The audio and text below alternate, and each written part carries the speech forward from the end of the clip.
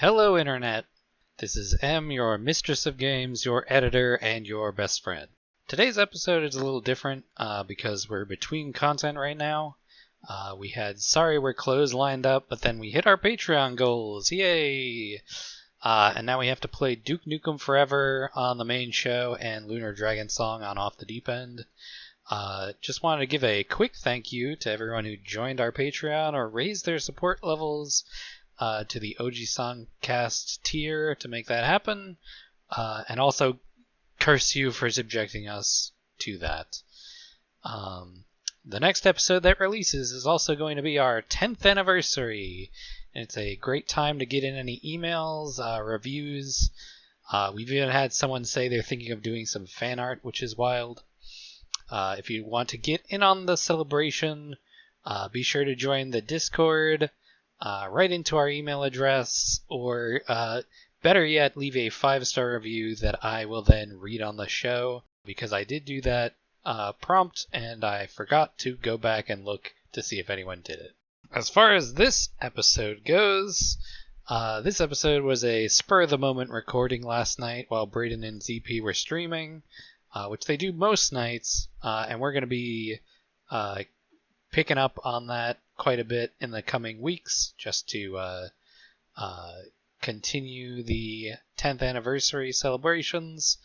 You can catch them on Twitch. They are both over there, Arbitrary Water and Zombie Pie. They're going to be joined by Harley and Jatzu, both members of the Deep Listens community. Harley's been on Lost in the Sauce, which we did our episode on Lost a while back. I don't think Jatzu has been on any of the main shows, but frequent member in the Discord. So they're going to have a conversation that's a lot more freeform than you might expect from our show. And I'll be honest, I don't know all of what they've said on it. So someone might read their entire credit card number off and I wouldn't have heard it. But it's all on public stream, so it should be fine. So anyway, enjoy the show, and if it's not your cup of tea, that's okay. We'll be back to our regularly scheduled program next week with the main pod's coverage of Duke Nukem Forever, a game which I'm sure we'll have a lot to say about, and also the 10th anniversary show. So look out for that. Anyway, bye!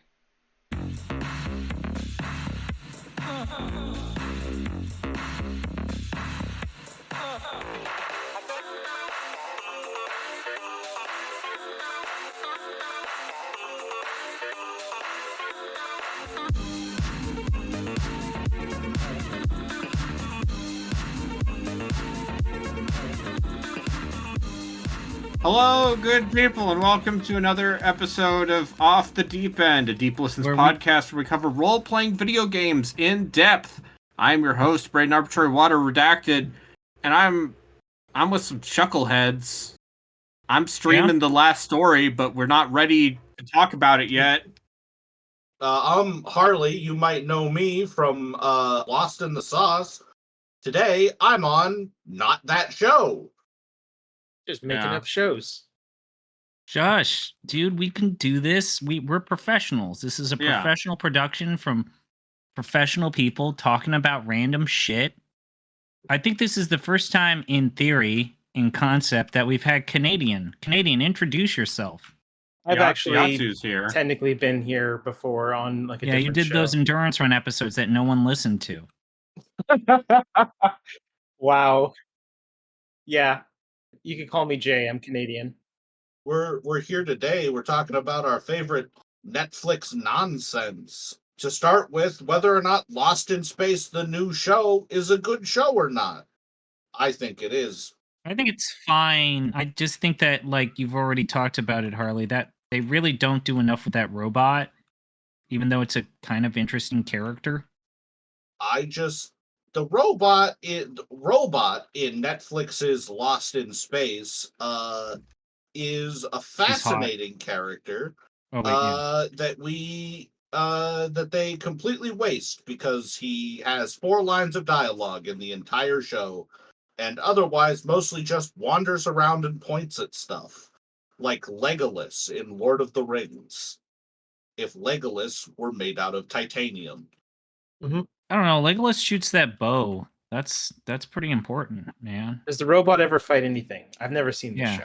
It does, actually. It actually has an entirely different body shape for when it fights. It's like arms and legs split apart into like a weird, almost spidery form, and it shoots lasers out of a set of hands. So wait, is this robot a transformer? Yes. Okay. More than meets the eye. Its combat mode is actually what the robots look like, and its person-shaped mode is it mimicking Will after Will befriends it. No, Rogers. Does it actually look like the old robot, or is it a completely new design? Completely new design. They did not. Oh yeah, this looks like a Power Ranger. This looks like a Power Ranger. Yeah, that's what it looks like. It looks like a Power Ranger. Power Rangers. I'm just gonna say 90s era or television intro songs for my bit on this thing. So happy. You're just gonna start your bit now? Yelling songs. Is that where we're at now? You're just gonna be like, "Yo, go Power Rangers, go Power Rangers!" All right, quick, recite the song to Masked Rider, a show no one remembers. No, I can't. I'll give you a hint. It's just them saying Masked Rider while drums go off in the background. What's a Netflix show that you guys feel like you really like, but you hear no one talk about? I feel like everyone has like one of those. I mean, I'm a fan of like procedural, like crime drama bullshit. So I think it was like a show with Tony Danza in it called The Good Cop, I think, or some shit like that. Let me look to see that I'm talking about the right thing here. I think. Yeah, I enjoyed The Good Cop, although I'm pretty sure it got canceled in one season. A true Netflix specifically thing. A Netflix show. I only ever hear people talk about the Netflix Castlevania shows to complain about them. And I think the people who do that complaining are very loud and very opinionated and incredibly fucking wrong. Those shows are fine. Like, I mean, they do what they exist to. They have made their like 5 seasons of that Netflix Castlevania show. Jesus if you Christ, count the Richter one. Technically 6. Okay. If you count the Richter one, because the Richter one got its second season. Is this where I slowly realize there's a bunch of Netflix shows that have like 10 seasons that I've never seen? Yeah. Well, okay, so Castlevania technically has 2 shows. It's got Castlevania, and then it's got Castlevania Nocturne, which is a sequel show with an entirely different cast. That's a big ass fucking fish, dude. Yeah, I'm sure there's context to that. Yeah, not important context. But Castlevania itself, I would say, kind of has 2 seasons split up into 4 seasons. There's the We're Going to Kill Dracula season, which is seasons 1 and 2. And then there's the We're Picking Up the Pieces After Dracula Died, and that's seasons 3 and 4. But because shows have to be 8 episodes or shorter nowadays, they couldn't just have finish out the story.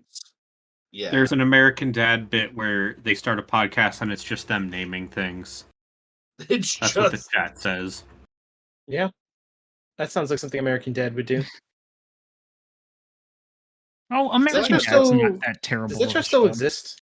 Yeah.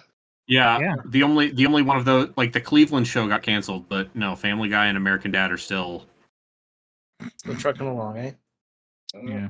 Yep. To talk about like Netflix shows now, I'm kind of like thinking about this topic, like Netflix shows that I like that I feel like no one talks about, especially shows that got canceled after one season.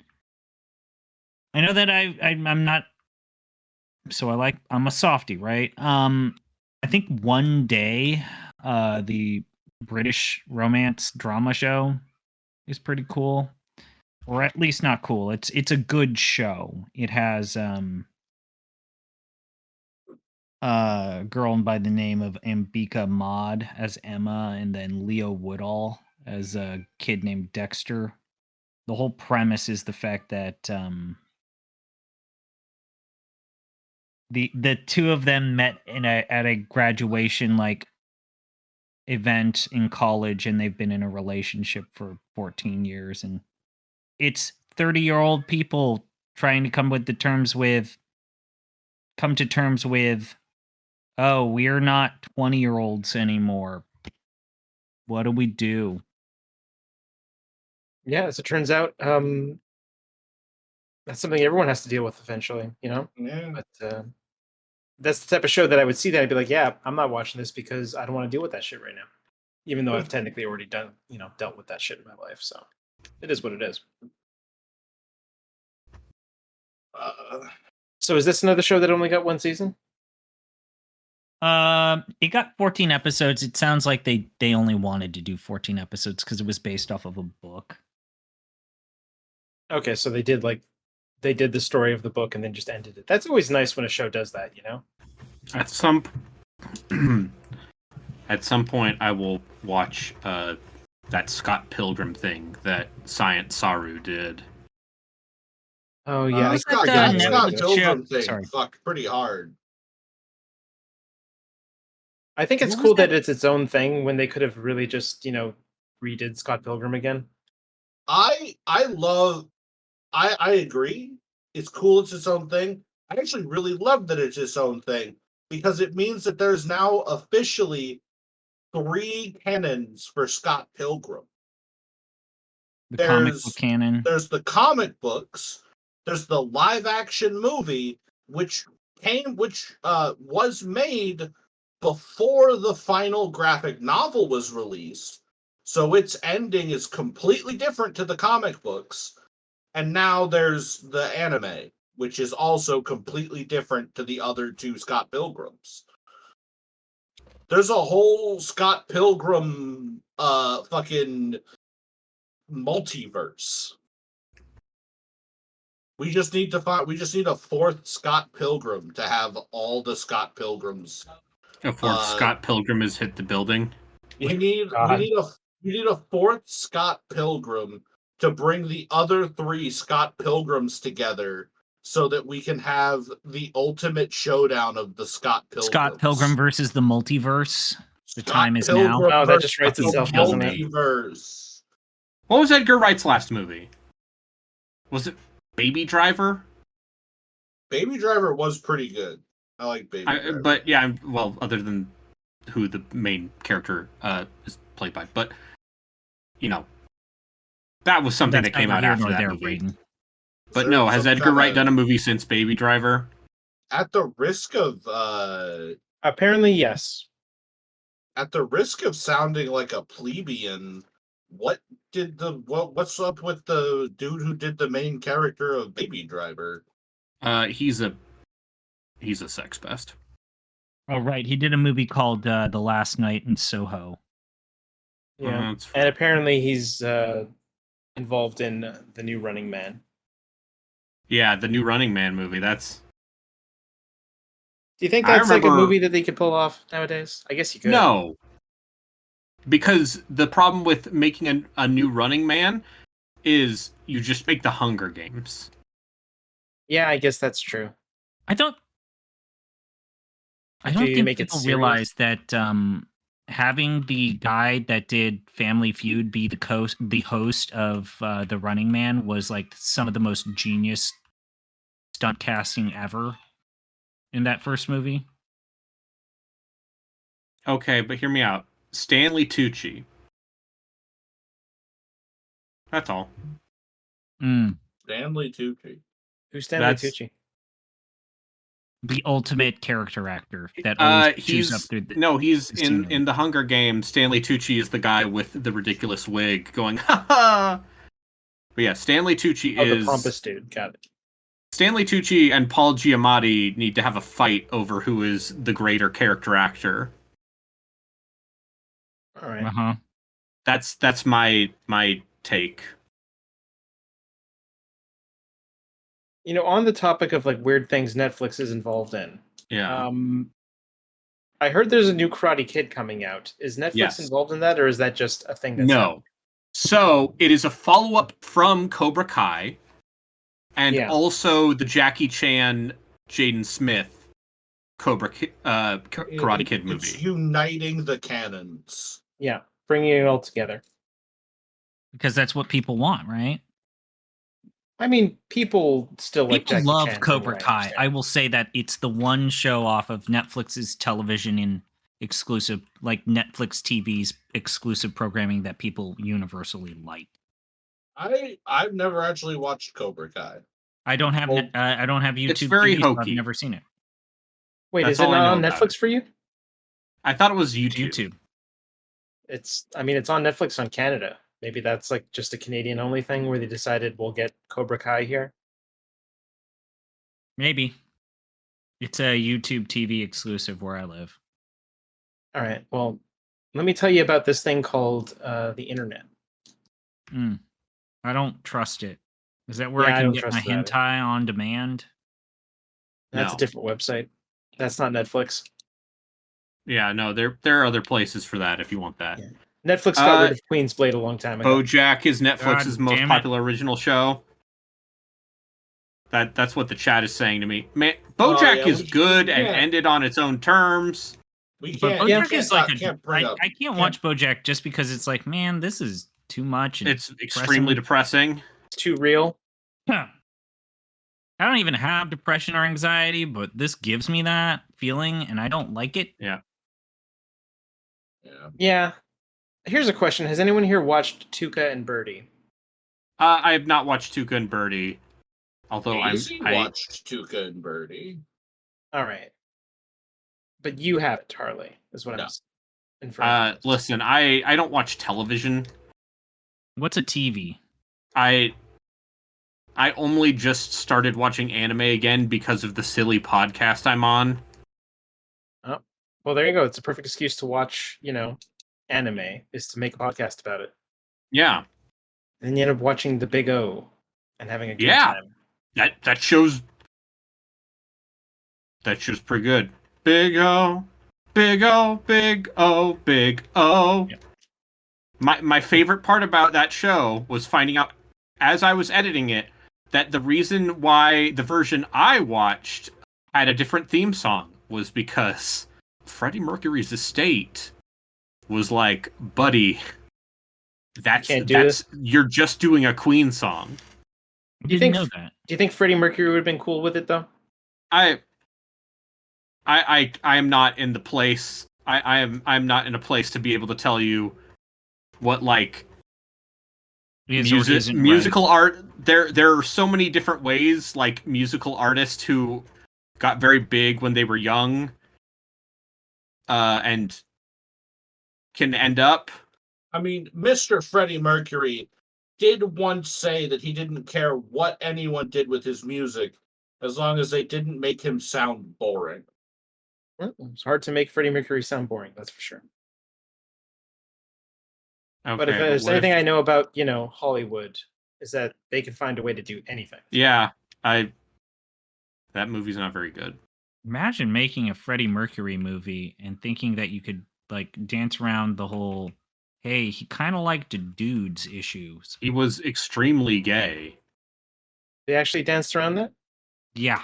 So here's the other thing is because he's the one who is not alive anymore. Mm-hmm.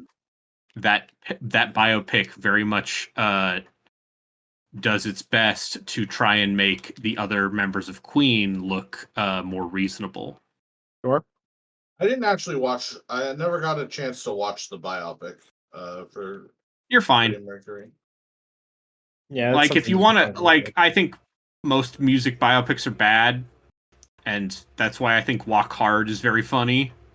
That's the one with John C. Reilly, where it's just a parody. I mean, hey, Tim Chalamet does sing all of those Bob Dylan songs himself. Well, he was very insistent that he was. And Ed Norton is Woody Guthrie, I think, or no, he's what's his name? Bob Seger. And that's pretty good casting. I just like Edward Norton. I know. Yeah, Edward Norton's a good actor. I don't even mind Death to Smoochie, even though I know everyone says that movie's ass. Okay, And, here's a question. Great. What do we think? I wonder how that movie version of A Scanner Darkly holds up. The one that's all CG rotoscoped. It does not at all. And it has a pre-comeback RDJ. My thing with that movie is I don't necessarily hate the rotoscope.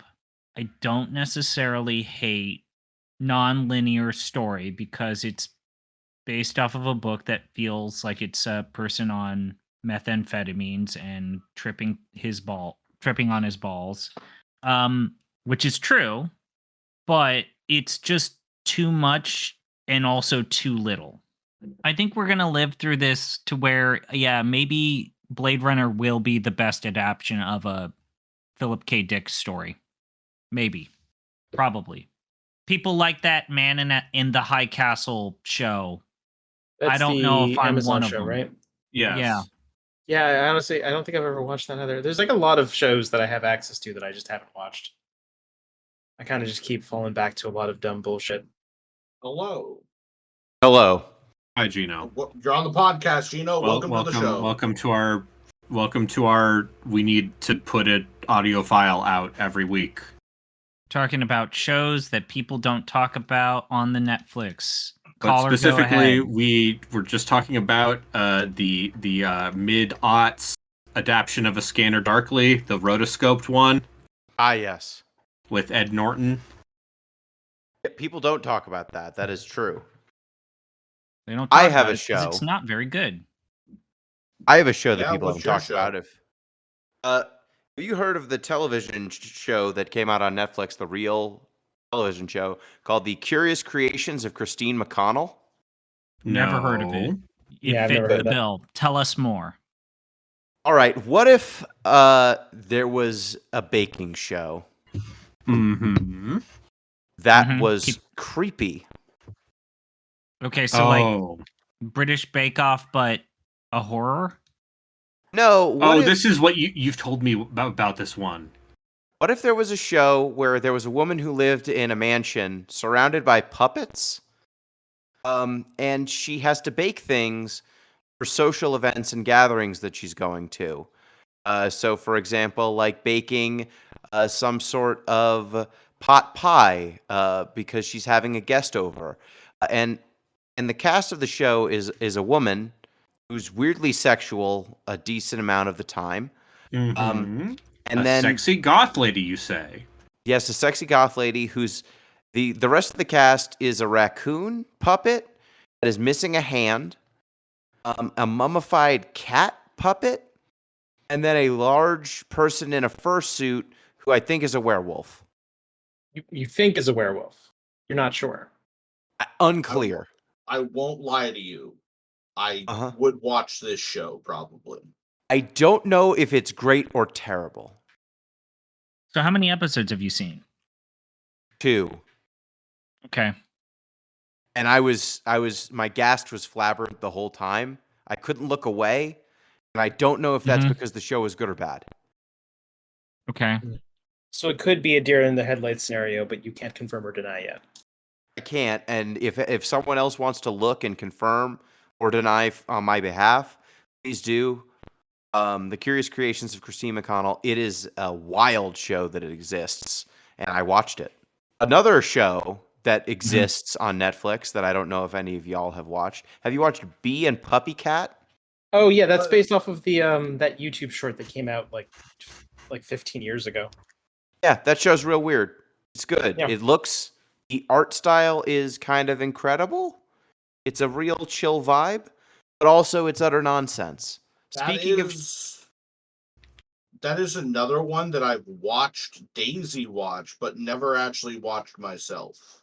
It's a fine that show. is a show that I know for a fact certain people would be really into it. I feel like I'm not one of those people, but Yes. you know, Might not be a you show, but it is for someone. Unlike the Yes. Curious Creations of Christine McConnell, which might only be for people who like goth girls. And have y'all already talked about Centaur World? No, we had not yet. That's not a talked real about show. Centaur World. It is a real show. That's a That's very actually real good. show. Yeah, it's a real show. It's Ow. I that's a good pick.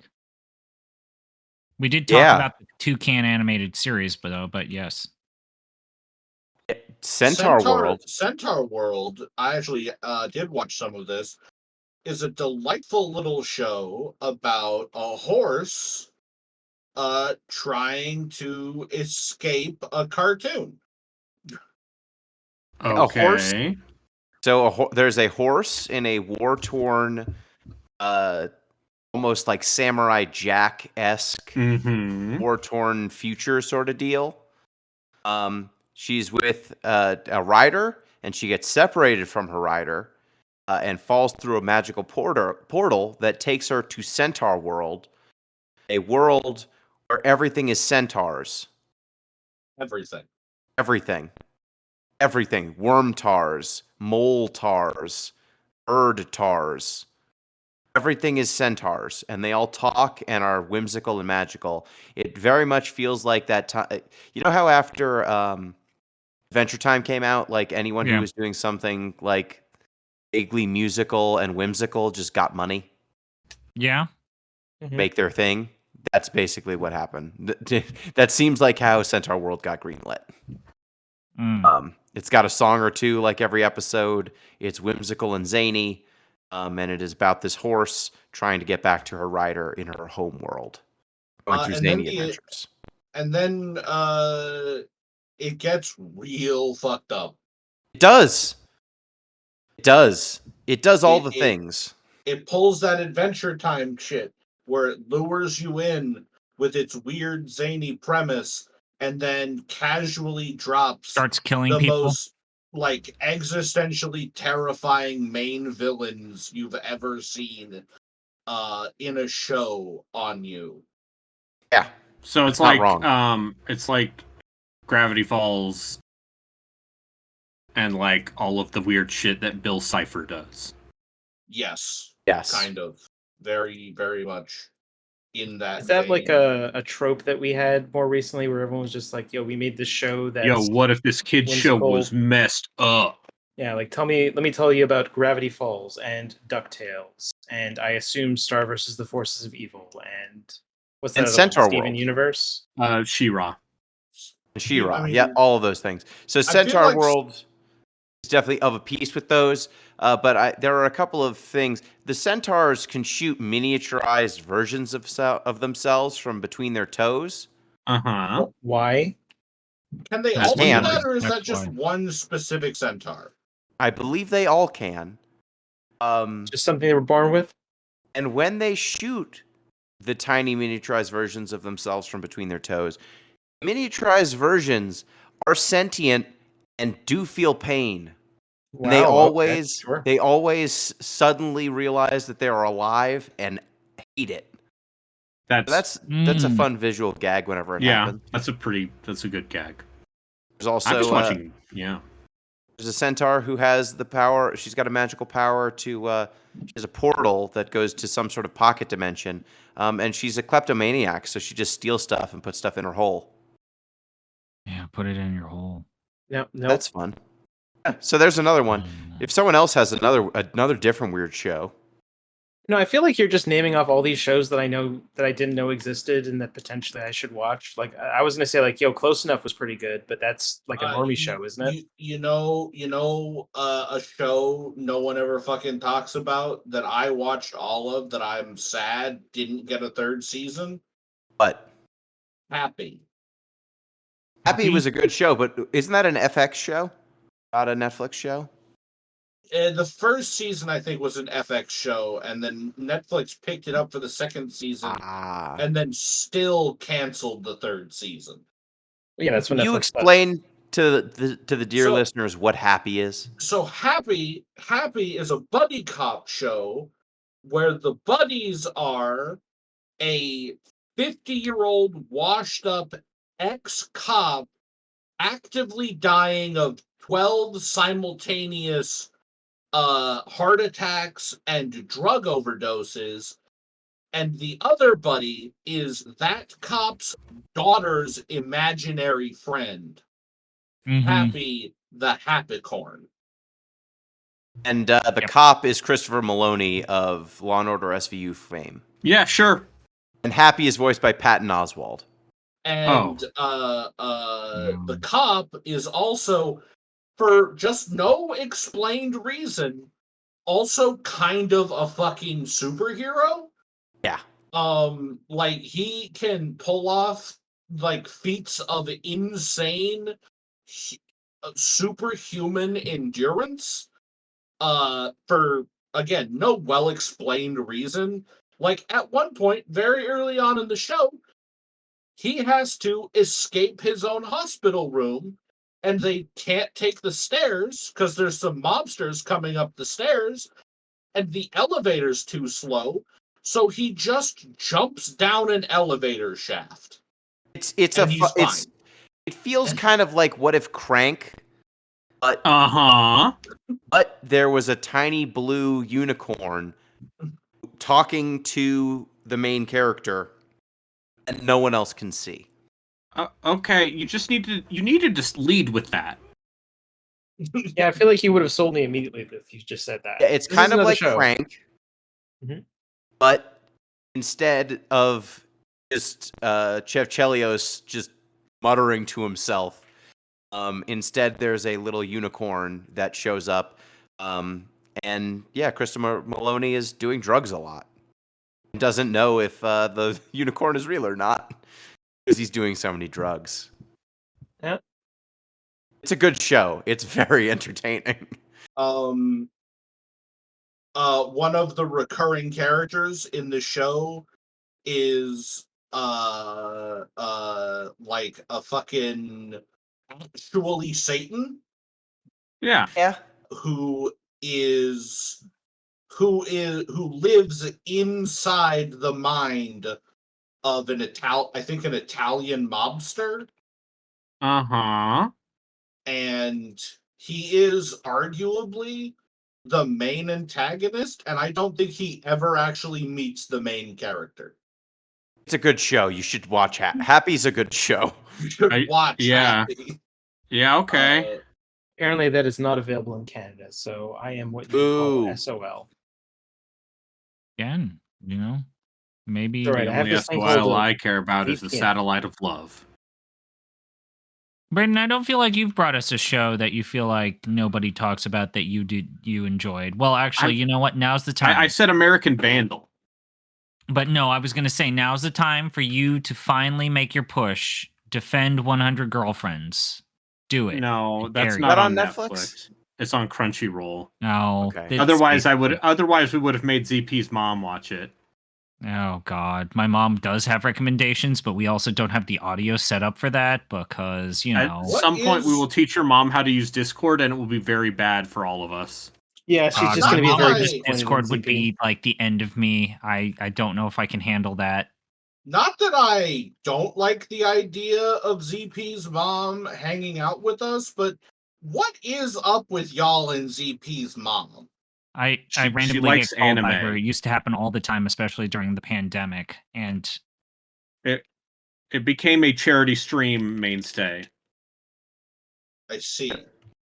Yep, it is just because she shows up and then says things. Weird things always happen, and it always works out. Another show that I feel people don't talk about enough. Yeah.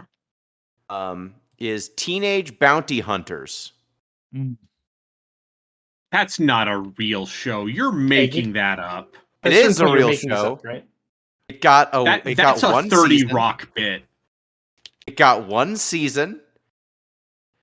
It was about some teenagers who are in, I think, like a somewhat conservative family, but are trying to be cool, and they get roped into being bounty hunters because no one would expect them to do it. Are they from like Arkansas? I want to say Texas. Okay, close enough. I want to say Texas. There are parts of Texas that might as well be Arkansas.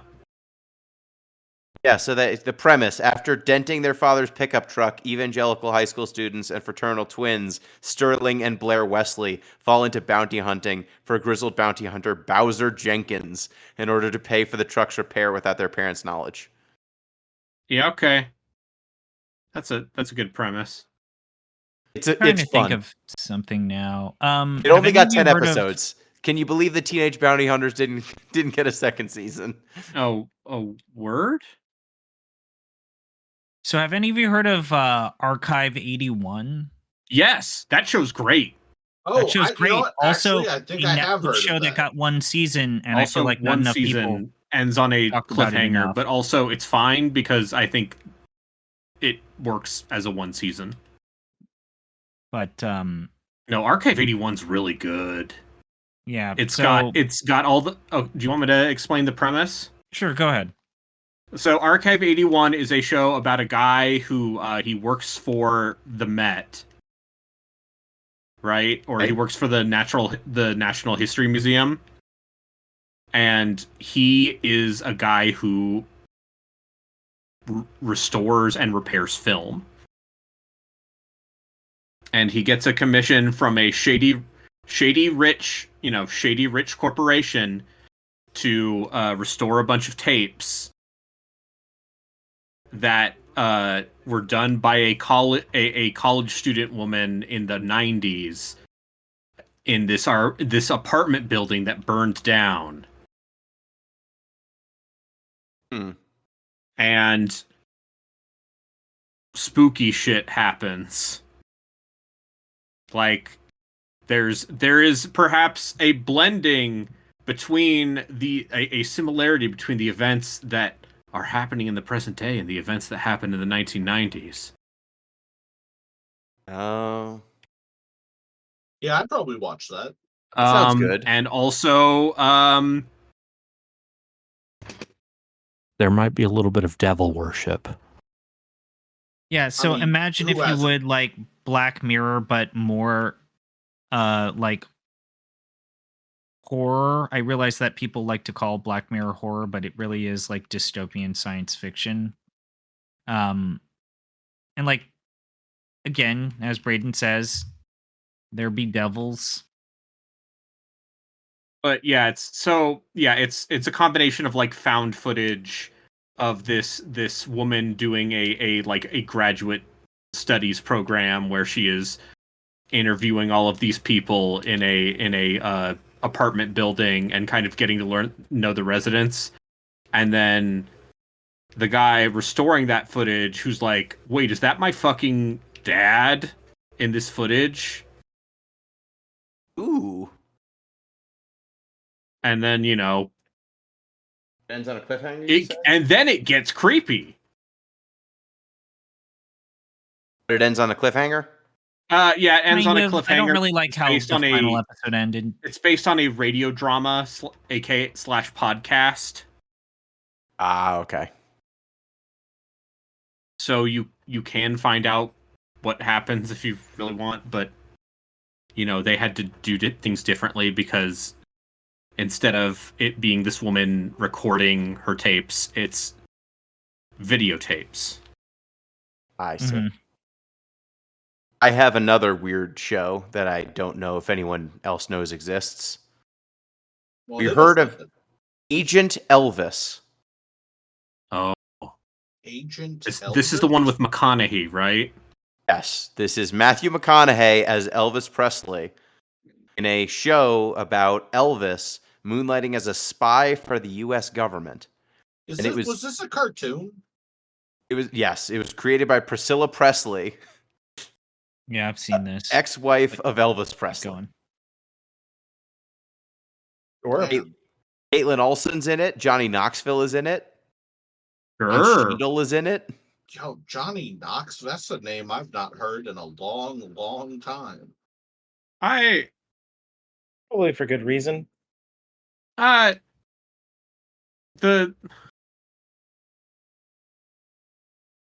Yeah, it seems like he had issues with drugs, and he's actually gotten over them. Yeah, no, it seems. Like hey, guess what? Maybe Jackass was bad for his health. I would say yes. I'm pretty sure it was bad for everyone's health. I don't know. Bam Margera seems to be doing just fine. That's sarcasm. Especially Steve-O. Steve-O seems like he's totally turned it around because I think he's now a vegetarian. He doesn't do drugs, and it turns out that the deterioration of his throat wasn't drugs and like smoking or like things that he was doing. He just is like, yeah, you actually just cognitively have trained your brain to think that this is what your voice needs to sound like. We can actually exercise it back to normalcy. Oh. I was like, wait, doctor, are you telling me that my voice sucks because I suck? Oh. Sorry, Steve. Anyways, so I hate it when you hear that. I mean, isn't that the premise of all vocal training, like for singing and stuff? Yeah, most vocal training is that. As someone who had a pretty bad speech impediment that is on the decline, but is always kind of there. That's basically it. I was to say, actually, y'all should be blessed to know me now and not when I was a little kid, because I had a lisp, I had a stutter, I did not always remember to speak the right language. Having grown up in a house where people would speak Spanish and English pretty interchangeably, and then also I had to learn German for the time I lived in Germany. As one does. I'm now trying to think of like weird shit that How'd I Age of watched Elvis? on Netflix.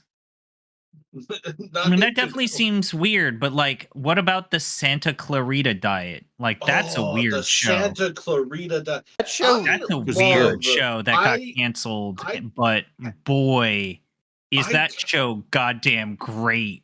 I cannot remember the main actress's name for the It's Drew Barrymore. Yeah, it's Drew Barrymore. I love Drew Barrymore as like a person and as an actress. I don't think I've ever seen a project she was attached to that I did not genuinely love. The Santa Clarita Diet it really did feel like it was just the whole cast of that show just having a really good time. With someone explain normally would be like a B tier plot. Yeah. So for those that don't know, it's this couple. They're married. They're real estate agents, and they realize that the wife is becoming a zombie. And it's this like white suburban family trying to cover up the fact that mom's becoming a zombie. It's like, well, okay, we can just say, we'll just put a lot of makeup on you or change it. And it's like, oh, wait, you want to eat human flesh? Shit, what do we do? Yeah, it's important to note that this is not like a mindless zombie situation. She's very much still a person, but also becoming a zombie has rid her of any and all inhibitions. So she will, in the middle of conversations, if someone bumps into her the wrong way, just turn around and fucking kill them. And then start eating them. And then realize she's done it and be like, oh, I'm so sorry. I'm just that time of the month, One of her first victims is Nathan, who she kills and then eats, and then his head sticks around and is there out of guilt. Just, Nathan Fillion's head just sticking around for like 2 seasons, and then they replace him with Alan Tudyk. They replace him with Alan Tudyk? In the 3rd season. I mean, yeah, really? that's I think legally you have to replace one Firefly actor with another. Well, I straight up didn't notice that it was Alan Tudyk under all the prosthetics in season 3. The head deteriorates as every season goes, and that's kind of like the recurring joke. So maybe you didn't notice, Harley, but yeah, it sounds like a gross premise. It's really goofy, but boy howdy, does every actor in the Santa Clarita Diet just fully commit to the bit. It's great. Yeah, Timothy Olyphant is crushing it in that show. Is he her husband? Yep. Bouncing from Alan Tudyk to another show, Resident Alien. Fantastic. It's not a Netflix show. It's not a Netflix show, but it is on Netflix. That is true. It is very good. I love Resident Alien. It's really good. Resident Alien features Alan Tudyk playing, as all great shows do.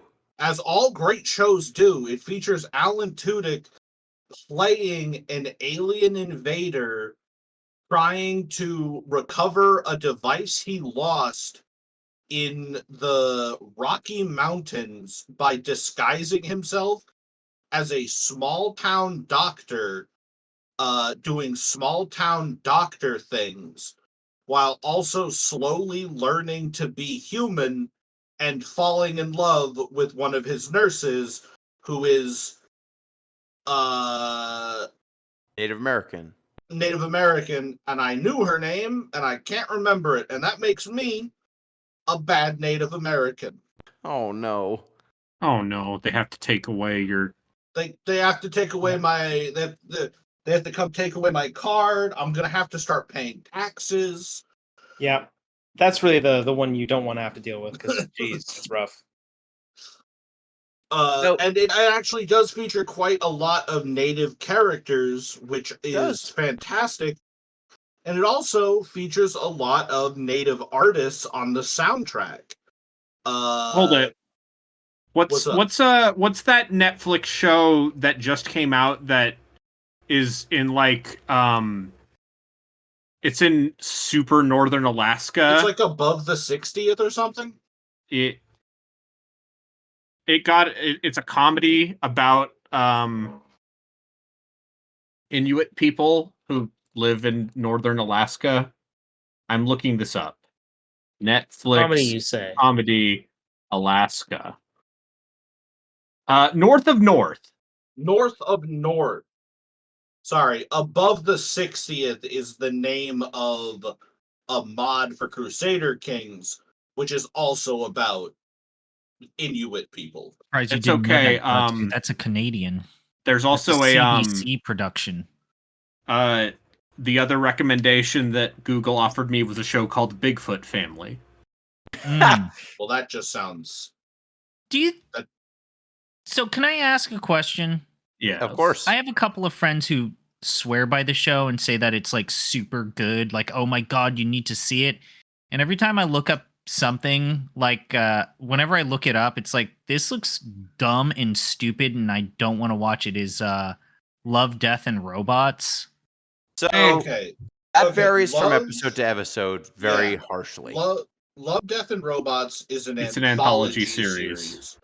So I would say that of what is out, Love, Death, and Robots really shines in I would have to hold on. I have to go and actually look at the names of the episodes. Like whenever I look it up, it's like, or watch the seasonal trailers for, it's like, this seems like it is like too much, and or most anthology series, and especially Netflix anthologies, for someone that is at least 10 years younger than me. So individual episodes are great. I recommend the episode Zima Blue. It's very good. Some of the episodes are barely anything, and some of them are bad and just like leaning into violence for no reason. And it felt like, I don't know, someone's college project or something at like some sort of film school.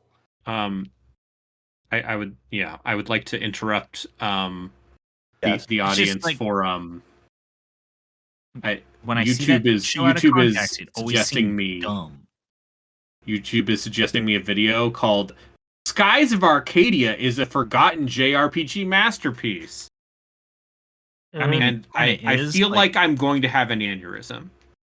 Okay, Oh, you mean the one JRPG that every single fucking Dreamcast and GameCube person never shuts up about? I mean, Yes. not even Dreamcast people played that game, and the GameCube re-release was actually a financial failure for them. So literally, no one has played it. More people have played the Skies of Arcadia stage in Sonic Racing Transformed. Just a quick question here for folks who are of the anime persuasion. Yeah. What Netflix exclusive animes should people check out? Jatzu is really good. I think it's genuinely one of the best ones. Like in terms of like actual anime.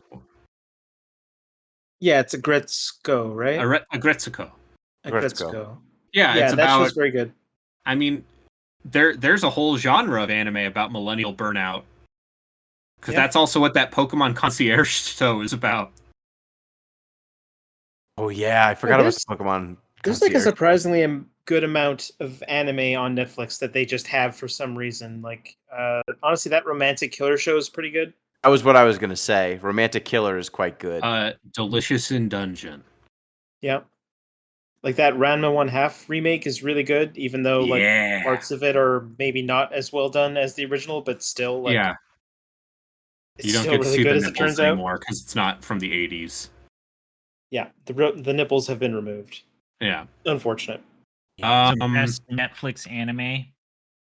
I'm trying to think of like because it's really hard because a lot of Netflix is like so I like the astronomy one. Not Pluto, but what was the one where it's the guy that's trying to do the astronomy and like Galileo and stuff? God, what was that called? Transformers War for Cybertron trilogy: Kingdom? No. Dang it. I mean, Transformers War for Cybertron trilogy: Siege? Also no? You're just adding like new words to the end of Transformers. You're going to make me actually open Netflix. Devilman Crybaby? Is that it? Yeah. I mean, that show's like kind of hateful but good. That show is, if nothing else, it's Science Saru just flexing. Yeah. And we already talked about that Scott Pilgrim anime. As everyone should. That show's good as hell. Oh my god, Devilman Crybaby was. It's a tough watch. I don't know if it's really that good. Zom 100 is a good anime on the Netflix. People like Pluto. Pluto is fine. Pluto's fine. I don't know. Lazarus is out. Edgerunger's is maybe their biggest hit yet, but Lazarus is out now. That's a Netflix, right? I'm super into the cyberpunk area world. And there's exactly one good episode of that Junji Ito anime on Netflix. There's one good episode to be had there. Don't go beyond episode 1. The episode 2 curse of anything that Junji Ito does or has his name attached to is a real fucking thing. Right, Braden? I did not watch... I intentionally did not watch the Spiral show. Uzumaki. I intentionally did not watch Uzumaki because it sure... Hey, guess what? Pandemic, WB, Discovery merger, etc., etc. Mm-hmm. The curse of Junji Ito. Yeah. So here's a quick question for y'all.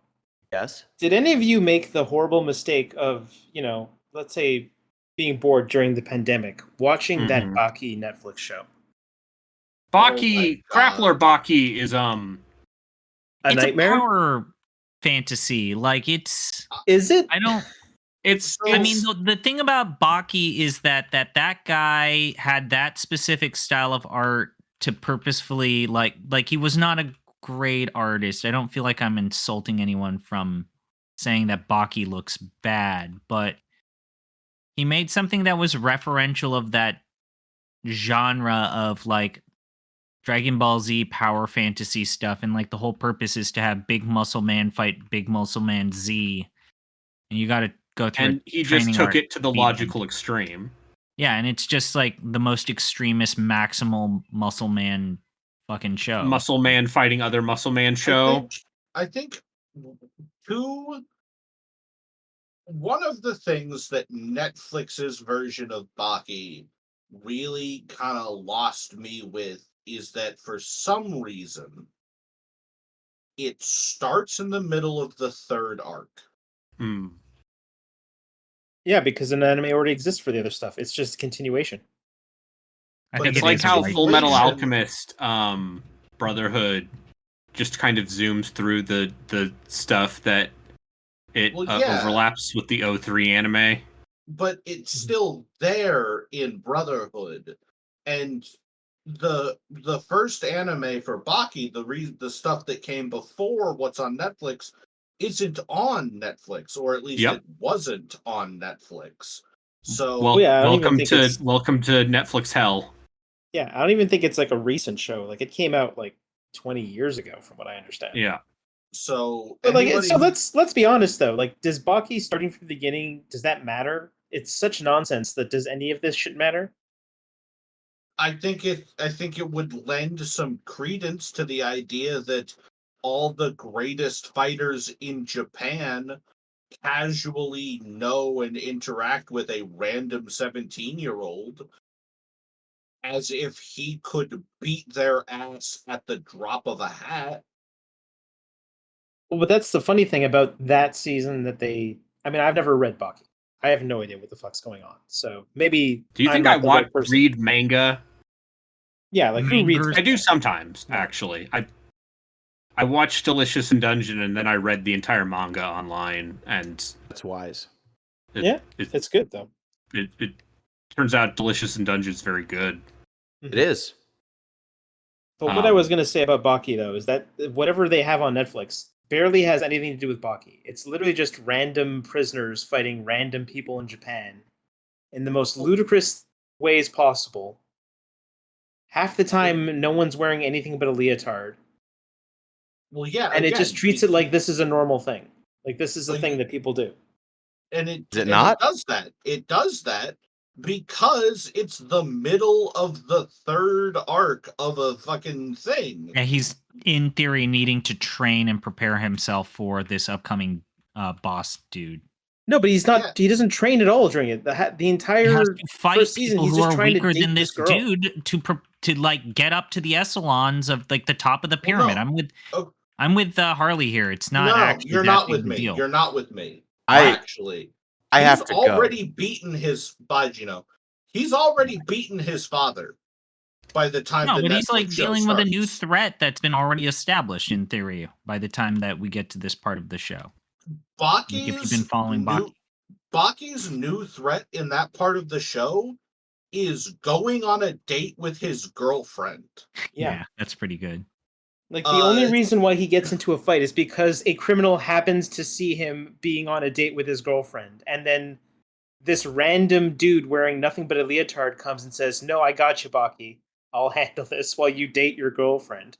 Well, that random dude in Arc 2 is a character that Baki fights multiple times and has earned the respect of several times over because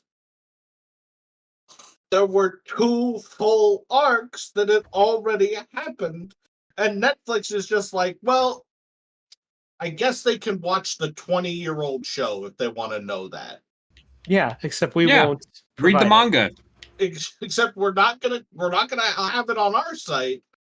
Yeah, that costs money. Can you even watch the original Baki show? Like, I feel like the new Baki show has basically erased the old Baki show. I think it's on Crunchyroll. What? Maybe. Yeah, if it's not on Crunchyroll, don't worry. There are ways to watch anime. Yeah, that's true. It's it's kind of a pain in the ass. You know, assuming that anime doesn't get tariffed. How does one tariff the anime? I think the wildest thing. Also, this is important to note.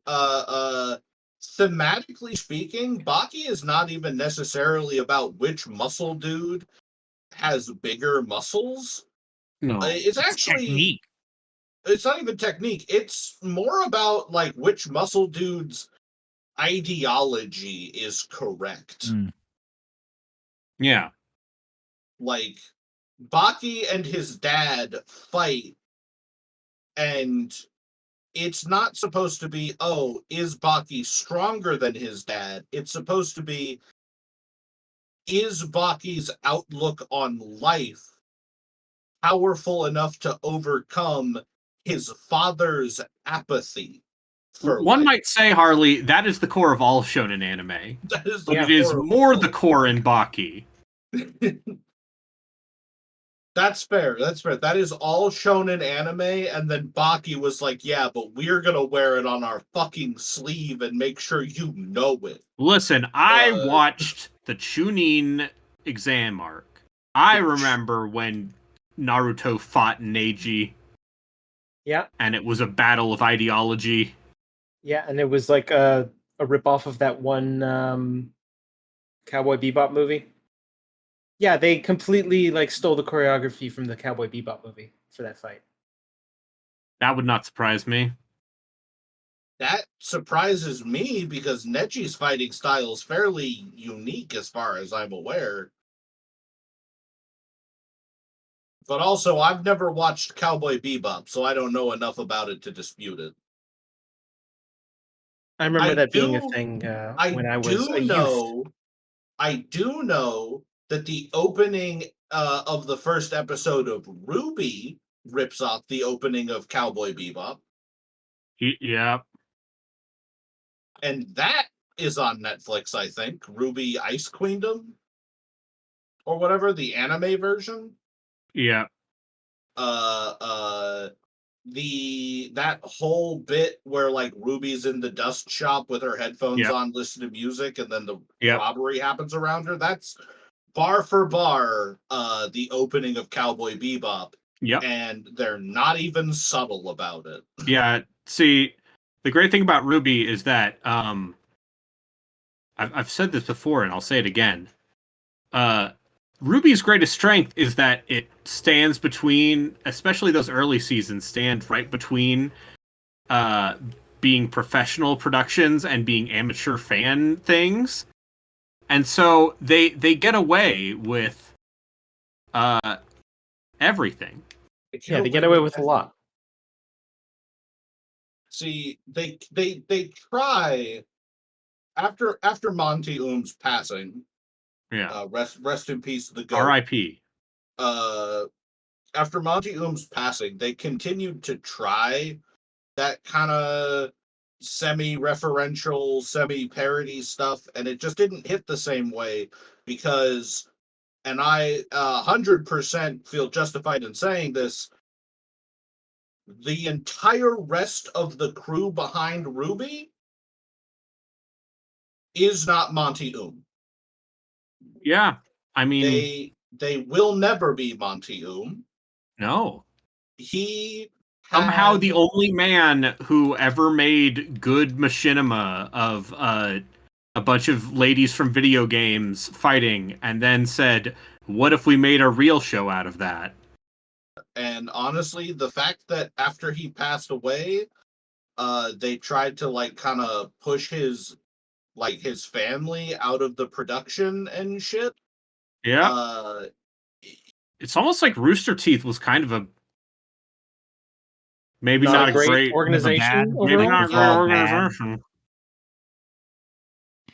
I'll say as someone who has volunteered at the Rooster Teeth convention, I never really understood. You can't share. You cannot share that story. This is being recorded. That was a different convention. Oh, you're right. That was a different convention. That was Do you sound like an NDA or something for a con? No, it's one of those things where I know the story. You don't want to know the story. We also don't want to have it on a recording. That's all. You don't want to have it on a recording. You might get Sean Boland coming here and slitting your throats. Okay, but, as soon as the recording is over, we do have to talk about this. Nah, not really. I want to know. This sounds interesting. If you want this, just have. It's not interesting. It's actually just kind of moving fucked up. on to what was the topic? I forgot. Jesus Christ. We were talking about Ruby. Rooster Teeth. Yeah. Other than Ruby, I have a fondness. Do people like Genlock? Red versus I've never Blue, watched anything. That was a part Rooster of my Teeth life. at all. I'm sorry. I'm not sorry. I fuck with some Red versus Blue. I loved Red versus Blue. They kind of lost me with the post with like the post chorus stuff when they started getting into the AIs pretending to be gods and real actual time travel. That was always a little funky.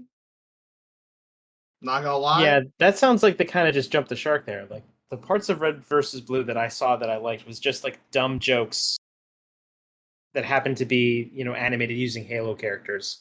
Yeah. Like if they stuck to that, I'm sure they would have succeeded, and they did succeed. I mean, let's be honest. Rooster Teeth was a very successful company until they got purchased, and then gutted. And then Warner Brothers did what Warner Brothers do best. Yeah, Warner Brothers got something that was successful and was like, how do we make monies? I don't know. You make animation on interweb, not on Cartoon Network? That confusing. It's like, fuck. Yeah. This isn't Dr. Pimple Popper. Rooster Teeth made money and was a successful company right up until they weren't. Well, here's the thing. I'm pretty sure, just going by what I was seeing when I was volunteering at the Rooster Teeth convention, and once again, this is someone who doesn't really watch Rooster Teeth at all. Like, there was a lot of people showing up for that shit. Like, a lot.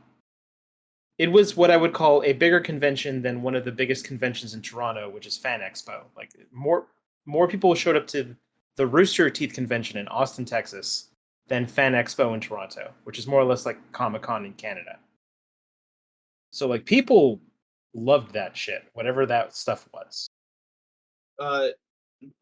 Genlock, season 1 of Genlock, probably some of the better mecha anime I've seen. I've seen a lot of mecha anime, like a lot. Have you seen Aura Battle or Dunbine? I actually haven't seen that one. I did just the other day watch the trailer for Doozy Bots with M. Y'all ever hear about Doozy Bots? Can't say I have. Yeah, it's because it was canceled immediately after it debuted its trailer. Huh. Okay. That bad, huh?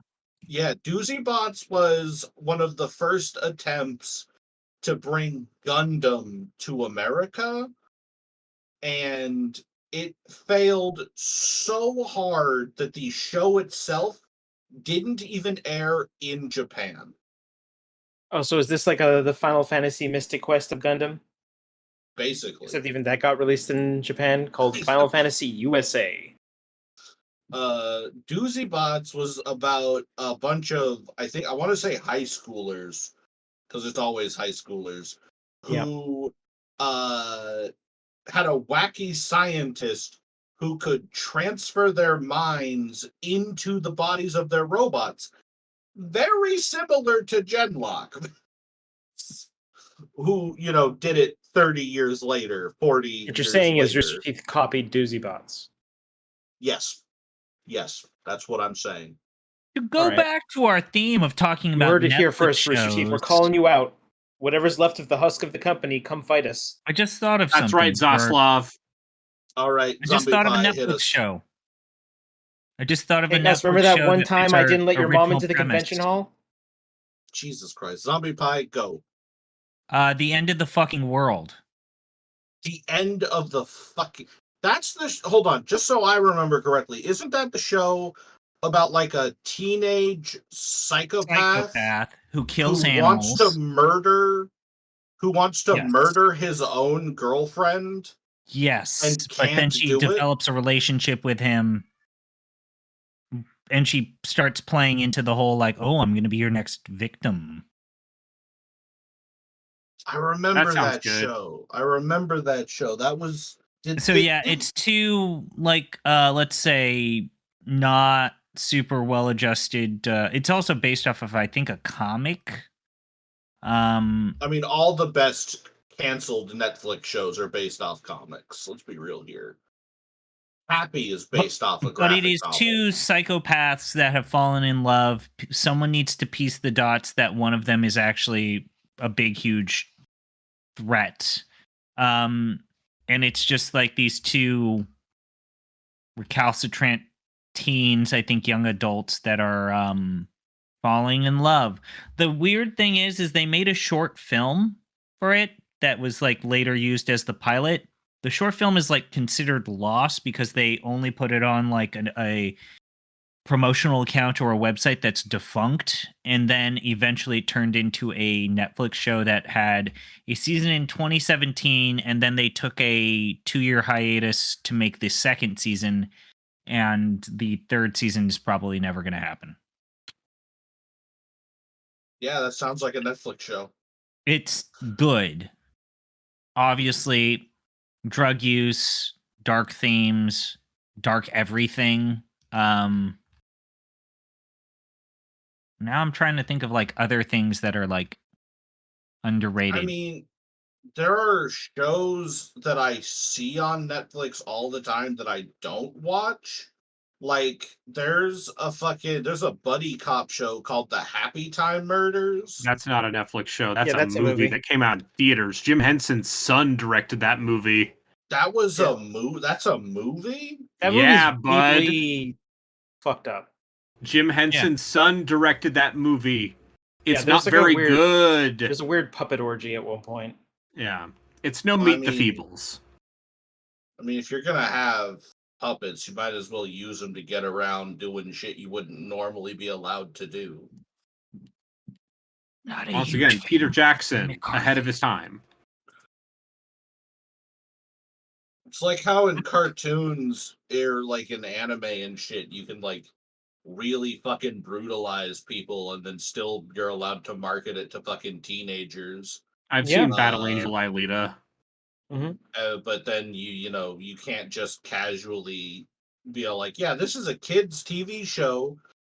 This guy gets his arms ripped off in episode 1. Yeah, that's why Battle Angel Alita is great, because that movie somehow manages a PG-13 rating, even though it is just chock full of people getting dismembered and ripped apart. It's PG-13 if they're robots. Oh, there you go. It's PG-13 if they're robots. You know what's a dumb Netflix show that I think got way too many seasons? Yeah, what's up? Big Mouth. Oh my god. I don't care for Big Mouth. So, like, there's a purpose to Big Mouth that, look, you either like that purpose or you don't, which is actively and transparently depicting what it is to go through puberty and come to terms with your own human sexuality. Yeah, now, I'm not saying that I personally relate to any of those characters, but that's the purpose of the show. It is deeply uncomfortable, and look, as someone who has to help people make that journey, I hate to fucking break it to you guys, it's an awkward, sometimes ugly, very embarrassing journey. I just don't like Nick I would Kroll. say that was... You don't need to. You don't need to. But I'm just saying that the look of the show actually does, in my opinion, work with that weird purpose of depicting going through that in all of its weird and sometimes nasty details. And so to me, I don't think it's bad. I don't think it's great. I think that it's a show that is made the way that it is for a reason. And that's all I will say is like, I wouldn't say that it was, I would never say that it's bad, but I could absolutely tell you that I don't understand how it got more than 1 or 2 seasons. Because that makes no sense. That show just, there was a lot that they wanted to cover with that being the heart of the show, the purpose of the show. So, whatever. Yeah, doesn't it have like 6 seasons or some shit? I don't know. But I suppose I'll just say that I see a reason for it to exist. Oh, everything has a right to exist when it comes to dumb TV shows. Like if someone's got an idea and someone's willing to pay you money, go to town, right? Big Mouth has 8 seasons currently. 8 seasons. Holy shit. Look, I'll say this. I never thought Enchanted was good. I think that Enchanted is fucking awful and boring. The Matt Groening show, right? Yeah. Yep. Yeah, that show Unenchanted. existed simply because it had the right person attached Matt to it. Groening. Yeah. Yeah. It was We Got Our Own Simpsons, and it's on Netflix. Their main female protagonist, whom that entire show basically lies on, they really didn't know what to do with her, and her big whole like thing ended up being, I feel really more comfortable with no clothes on. And it's like, fuck, what? That's where it goes. I only really watched the first season and half of the second season. Like weird fan servicey stuff in that show that it's like, what are we doing here? Being the princess bones a lot. Yeah. Okay. I'm just nodding my head now. Yeah. Anyways, there's 8 seasons of Big Mouth and 2 seasons of its spin-off, Human Resources. I've never seen the spin-off. It's about just the monsters, I think. I would not want to watch a show just about the monsters. I'll say that. Speaking of Netflix things with John Mulaney in them. Did you know that John Mulaney has a talk show on Netflix that is live every week? I'm not sure why he's got it, but that's true. I wasn't aware it was a live talk show. I thought it was just a new special, but yeah. No, it is a weekly show that airs like it was an old TV show. Huh. Yeah. Is it any good? I saw the bit where he has a bunch of actors who all played Willy Loman in Death of a Salesman talk about random issues. It's like, the young people, are they using their phones too much? And one of them is Christopher Lloyd, by the way. Glad to hear that he's. And one of them is like a high school kid, like high school kids who were in a high school production of Death of the Salesman. Like, I have horrible news. What's up? They're making a Madden biopic. Yeah. Yeah, I mean, he's an interesting dude. Where Nicolas Cage plays John Madden. The football video game? No. Before the football video game, there was a man, Harley. Yeah, John Madden. Named John Madden. Yeah, and apparently... Taught the world how to make a turducken. Apparently, John Mulaney is playing Trip Hawkins. Yeah, know what? Perfect. I don't know who that is. The co-founder EA guy. Trip Hawkins, absolutely. John Mulaney, absolutely the correct energy for Trip Hawkins. Just like, hey, I've got something to sell you. It's a 3DO. Yeah, we got plumbers don't wear ties. It's awful, but you might get a little racy, if you know what I mean. Might get a little. There's no nudity in fact that we sold this thing for children as an educational tool. Well, I thought that was more of the CDI's thing. We bought Ultima and then we ran it in the ground. That's my John Mulaney impression, by the way. Yeah, that's my John Mulaney, like specifically the showman voice that he does. Yeah. Do you think he can turn it off? I mean, he's not on coke anymore. Well, that's good. Allegedly. I don't. Harley, have you seen John Mulaney in the like? I say this. I say this with all the love in my heart. John Mulaney has aged about 10 years in the last 2 years. Because he has stopped doing the cocaine. Yeah, that's what happens when you stop doing cocaine, right? Yes, and also now he has like an amazing muscular jaw for some reason. Maybe it's from all that talking. Maybe he traded the cocaine habit for a plastic surgery habit. It wouldn't be the weirdest thing a celebrity's done. Yeah. That is true. I have no problems with John Mulaney. I want to be clear about that. I just really only cared for like his first special And then his second special just felt like kind of more of the first one to me. I thought his most recent special was good. And then a bunch of idiots on the internet got really upset when he divorced his wife.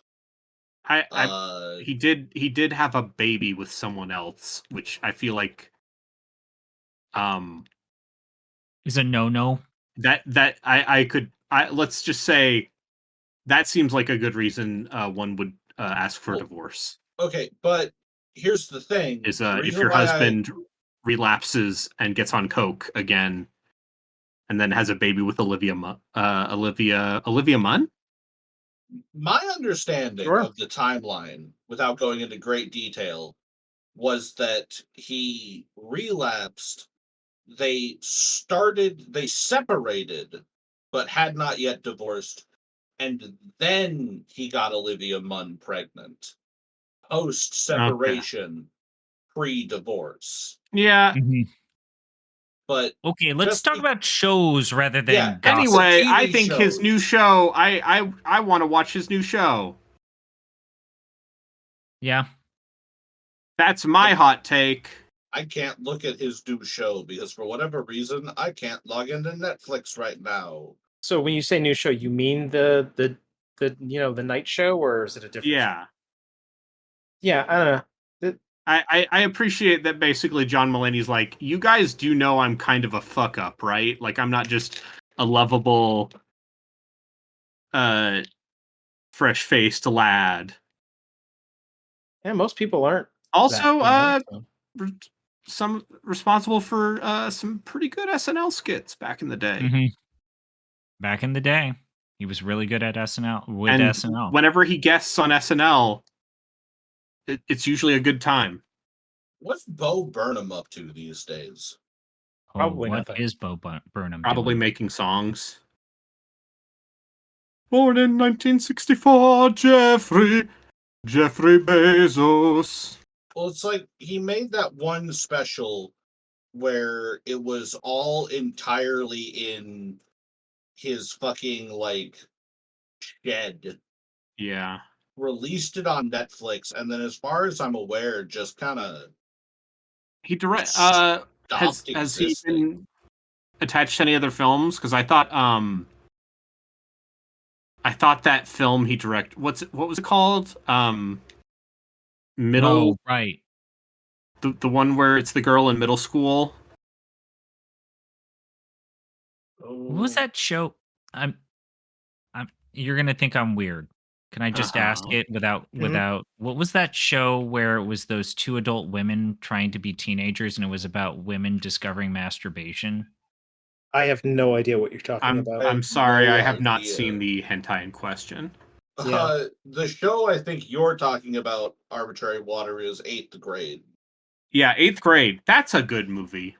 Wait, I need to look this up. That movie's a cringe nightmare. Yeah, just type that straight into Google, ZP. Nothing bad will happen.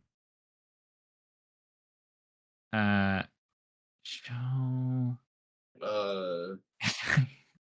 Actually, here's a question: has anyone here watched Zero Day? No. What's that about? Yeah, it's a Netflix show with Robert De Niro. I'm pretty sure it's only one season. It's got a beginning and a middle and an end, which is something I appreciate. Yeah, I mean, yeah, if you're paying for Bobby De Niro. Yeah, you're not getting him for a second season. No. You're getting the Irishman. Yeah. Like if none of you have watched it, like I was actually like skeptical of watching that at first, but I think it's a legitimately good show. Oh, Pen 15, right? Pen 15. Yeah, I don't think Pen 15's Netflix. Yeah, sorry, I was wrong. Pen 15. I mean, I don't hate Pen 15. I like the movie they did more. I like Bottoms. That movie's very good. Yeah, no, according to IMDb, Bo Burnham's most recent special in 2021 is in fact the last thing he's done Except for, according to this, he has an upcoming role in Sesame Street. Fucking Oh, great. yeah. Stand by Hell public yeah, media. man. Listen, if I could be on Sesame Street. Okay, first off, which Muppet segment would you most want to be on? Okay, I would be on a segment with, like, I don't know. Oh, this Grover. is a movie. And this is Sesame Street the movie. Oh shit. Okay, yeah, that Big checks Bird out and too. shit? Hell yeah. Big Bird and storyline summary. Big Bird and friends are expelled from Sesame Street, ending up in Manhattan. They join a TV host trying to prove Sesame Street exists, facing opposition from the mayor who wants to keep from it Sesame hidden. Street, and now you have to go to New York. That's the most dystopian premise ever. Is it a horror movie? I don't know. It's listed as a comedy musical. Can you tell me how to get Have you to the actually place tried where to watch that Big Bird movie? It's like genuinely dark and depressing in parts. I think that's the Catch That Bird Jim Henson touch where he wants to make kids cry in order for the movie to work. Big Bird. That's always been kind of like a weird Jim Hensonism. I mean, Labyrinth, man. Yeah, it's a dark movie. Dark Crystal has that segment where all the evil bird people are like just talking over a dinner in which you don't have any translation of what they're talking about. Which Big Bird movie are we talking about? It's from the 70s. It's called like Find That Bird or whatever. Oh, Follow That Bird. Okay. Follow That Bird. Damn. But yeah, listen, man. Jim Henson liked dark shit. Yeah. If they let me onto Sesame Street, I would be so stoked to tell kids about, like, words. Do they still have Oscar the Grouch? Yes. Yeah. Fantastic. The whole like weird internet myth that they put a label about Cookie Monster and stuff was like complete bullshit. Like that was like a Wait, you're telling me people on the internet are getting mad about a fake things? Yes, all the time. Anyway, I've been playing The Last Story for the past 2 hours. I'm having a good time. Yeah. I like this game a lot. It's a good How game. long have we been having this conversation for? This podcast, quote unquote podcast. I should also point out that Gino did ping me. Is this actually a podcast? Because I actually don't hate the idea. Well, you should tell him if you don't want to record something tomorrow. This his can be the idea podcast. Of doing something that's like about Giant Bomb and like reminiscing. I'm not emotionally ready for that. I'm gonna be honest with you. Maybe. Yeah, that'd be a tough. We've been going for about an hour and a half for this recording. Yeah. So, question is, how much of it is actually usable? Yeah, I mean, I feel like M might have to actually do a little bit more work on this one. Mm-hmm. But, you know. Well, if she has to do some work on it, she can yell at me about it tomorrow. Okay. Well, as it is, however, I am starting to flag a little bit. Yeah, that's fair. What if we did this again, but we took it for realsies this time? Oh, you mean like actually prepare and like have things you want to talk about as opposed to like everybody brings a list of Netflix looking shows at random to talk things? About? I mean, I just if we're gonna, I think we can actually turn this into a podcast. If we, I'm not joking when I say like, what if we just did our Fooly Cooley episode? What if we recorded an episode about? What if we just started watching Fooly Cooley and started talking over it like it's commentary tracks or something? Except we wouldn't. No, I was just saying like I just get everyone to watch Fooly Cooley. I mean, you could do that most of the time, as long as it's not the new one. No, I think Fooly Cooley. The fact that we had an issue with like trying to watch the OVA because Adult Swim has the rights and they only want you to watch their new shit that they paid money for sucks so much shit. Yeah, I think FLCL alternative. One of those shows has some ideas. Good. I don't care. It has some ideas, TM. It's not great. I'm going to hit stop record. Good night, Craig. Good night, viewers. Good night, Craig. Thanks, everyone, for listening. Well, assuming if this does end up being turned into this week's podcast, I'm sorry. Yep. I'd like to apologize to all involved. Yeah, we inflicted a Canadian on you. I wasn't me. apologize for nothing. Except for Reed Hastings, the founder of Netflix. I do not apologize to you. Yeah, fuck you, Reed Hastings. But, you can expect our podcast on The Last Story and also Duke Nukem Forever and Lunar Dragon Song.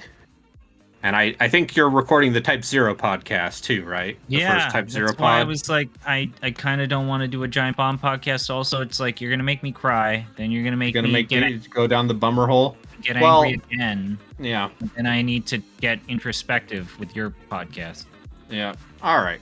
Well, remember, there's no such thing as cheating with a friend's Netflix password. Or making a podcast. There's no such thing as cheating in you just press the record button and hope that's content. Sorry, Em.